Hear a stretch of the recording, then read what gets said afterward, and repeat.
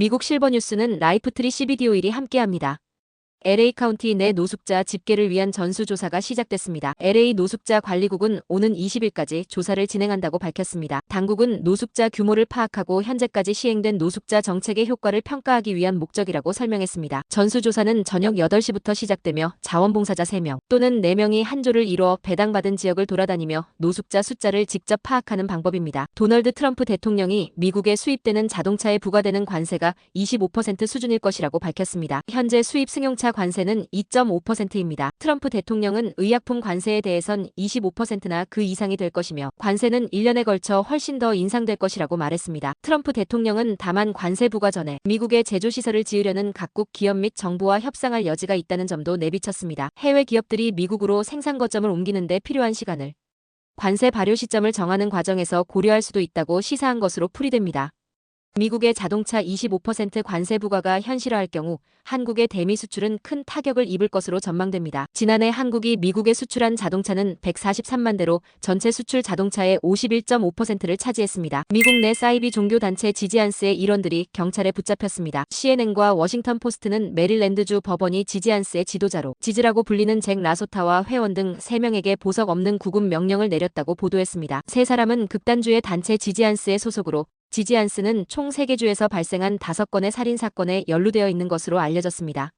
뉴욕포스트에 따르면 지지안스는 채식주의와 트랜스젠더 문제, 인공지능의 잠재적 위협에 관심을 가진 사람들이 모인 단체입니다. 온라인에서 무정부주의적 신념을 공유하며 폭력적으로 변모한 것으로 전해졌습니다. 이들은 뇌의 두 반구가 서로 다른 정체성을 가지고 있으며 한쪽은 여성이고 한쪽은 남성이라고 주장하고 있습니다. 볼로디미르 젤렌스키 우크라이나 대통령과 도널드 트럼프 미국 대통령이 수위 높은 설전을 벌였습니다. 젤렌스키 대통령은 자국을 제외하고 러시아와 대화하고 있는 미국을 작심 비판했습니다. 한 방송 인터뷰에서 불행하게도 우리가 존경하는 트럼프 대통령은 러시아가 만들어낸 허위 정보 공간에 살고 있는 듯하다며 러시아에서 나온 허위 정보가 미국과 러시아가 논의해 내놓은 결과라는 증거가 있다고 말했습니다. 이에 트럼프 대통령은 전쟁이 끝나지 않는 원인이 우크라이나에 있다 며 젤렌스키 대통령이 물러나야 한다고 압박했습니다. 트럼프 대통령은 적당히 성공한 코미디언인 젤렌스키 대통령은 자신 없이 해결할 수 없는 전쟁을 하고 있다며 선거 없이 집권하고 있는 젤렌스키 대통령은 독재자이고 선거를 거부하고 있으며 지지율도 매우 낮다고 지적했습니다. 러시아로 파병됐다가 우크라이나군의 포로로 잡힌 북한 군인이 한국으로 가고 싶다는 의사를 처음으로 밝혔습니다. 한국 정부는 즉각 수용 의사를 밝혔습니다. 정부 관계자는 우크라이나 정부에도 이런 입장을 전달했다고 설명했습니다. 제네바 협약에 따르면 전쟁 포로는 본국 송환이 원칙이지만 인권 탄압 등의 우려가 있으면 예외가 적용됩니다. 현재 러시아와 북한 모두 파병 사실을 인정하지 않고 있는데 이 경우 포로가 아닌 탈북자 신분으로 한국 입국은 가능합니다. 한국 뉴스입니다. 윤석열 대통령 탄핵 심판이 사실상 마무리 단계로 접어들었습니다. 9차 변론에선 윤 대통령 측은 12.3 비상계엄이 단기간에 이뤄진 국민호소용 평화적 계엄이라는 기존 주장을 되풀이했습니다.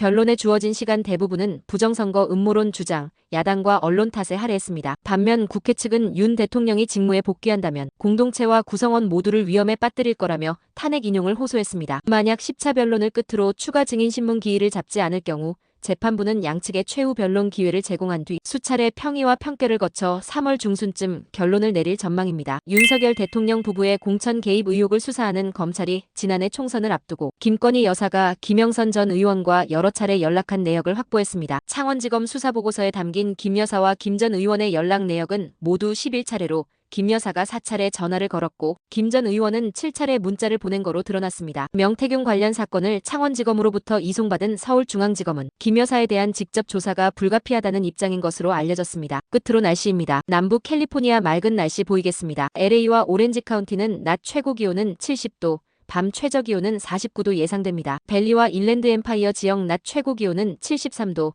밤 최저 기온은 45도 전망됩니다. 해안가 지역은 낮 최고 기온 63도, 밤 최저 기온 48도 예상됩니다. 산간 지역 낮 최고 기온은 56도, 밤 최저 기온은 28도, 사막 지역은 낮 최고 기온은 71도, 밤 최저 기온은 39도 전망됩니다. 오늘의 뉴스 읽어드렸습니다.